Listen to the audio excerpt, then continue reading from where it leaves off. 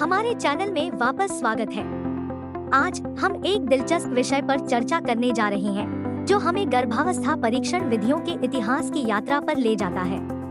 प्राचीन काल से लेकर आधुनिक विज्ञान तक जिस तरह से मनुष्यों ने गर्भावस्था का निर्धारण किया है वह काफी विकसित हुआ है। तो चलिए उस रिवाइंड बटन को दबाते हैं और पूरे इतिहास में उपयोग किए जाने वाले आकर्षक तरीकों का पता लगाते हैं। 1350 ईसा पूर्व में संभावित गर्भवती लोगों को कई दिनों तक गेहूं और जौ के बीजों पर पेशाब करने की सलाह दी गई थी। यदि गेहूं अंकुरित हुआ तो लड़की हुई और यदि जौ अंकुरित हुआ तो लड़का हुआ। यदि दोनों में से कोई भी अंकुरित नहीं हुआ तो वे गर्भवती नहीं थी। इस परीक्षण के बारे में सबसे दिलचस्प बात यह थी कि यह वास्तव में काम करता था। दो मिस्र के चिकित्सा पपायरी और हिप्पोक्रेट्स, जिन्हें चिकित्सा के जनक के रूप में सराहा जाता है, ने सुझाव दिया कि एक व्यक्ति जिसे संदेह था कि वे गर्भवती हो सकते हैं, रात भर अपनी योनि में एक प्याज या अन्य तेज महक वाली बलबनुमा सब्जी डाले। अगर अगली सुबह उस व्यक्ति की सांसों से प्याज की गंध आ रही थी तो वह गर्भवती नहीं थी। यह इस विचार पर आधारित था कि यदि गर्भ खुला था और हवा की सुरंग की तरह मुंह तक प्याज की गंध आ रही थी तो कोई भ्रूण नहीं था। यदि व्यक्ति गर्भवती होती तो गर्भ बंद हो जाता, इसलिए पवन सुरंग नहीं होती। 16वीं शताब्दी के एक चिकित्सक जैक्स गुइलेमेव ने दावा किया कि आप किसी व्यक्ति की आंखों से बता सकते हैं कि वे गर्भवती है या नहीं।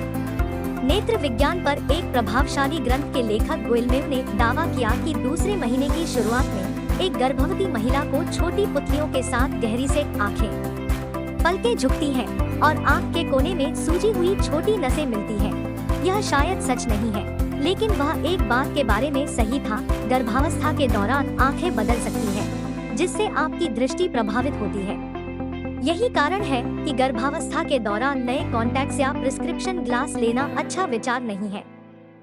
1920 के दशक में दो जर्मन वैज्ञानिकों सेल्मर एशहेम और बर्नहार्ड जोंडेक ने निर्धारित किया कि गर्भवती लोगों के मूत्र में एक विशिष्ट हार्मोन मौजूद था जो डिम्बग्रंथि के विकास से जुड़ा हुआ प्रतीत होता था। अब हम इसे मानव कोरियोनिक गोनाडोट्रोपिन या HCG के रूप में जानते हैं। उन्होंने गर्भवती लोगों के मूत्र को यौन रूप से अपरिपक्व खरगोशों, चूहों और चूहों में इंजेक्ट करके इसका पता लगाया।